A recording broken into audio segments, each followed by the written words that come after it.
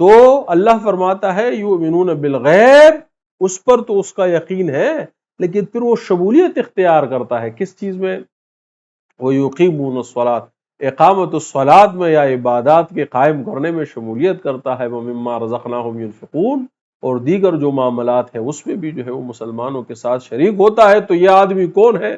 اللہ کہتا ہے کہ یہ متقی ہے۔ تو مطلب وہی نکل آیا کہ یؤمنون بالغیب، یعنی ایمان لاتا ہو اور عمل صالح جو ہے وہ۔ یہ قرآن کا بنیادی مقصد ہے، یہ قرآن کا بنیادی ابتدائیہ ہے، یہ قرآن کا شروع ہے، یہی سے جو ہے اس کی ہدایت اور رہنمائی شروع ہوتی ہے کہ کتاب میں کوئی شک نہیں ہے، لیکن وہ کس کے لیے ہدایت ہے؟ متقی کے۔ متقی یؤمنون، لیکن وہ ماورائے حجاب جو ہے یہ ایمان لائے گا جس کے لیے عقل اس کے لیے ناکافی ہے، ایویڈنس اور سینسز جو ہے اس کے لیے ناکافی ہے، اس کے لیے اس کے قلب کا شعور بشعور ہونا، اس کے قلب کا بیدار ہونا، اس کے قلب کا جو ہے اس حجابات کے ماورا جو ہے آشنائی اور عرفان پیدا کرنا یہ ضروری ہے۔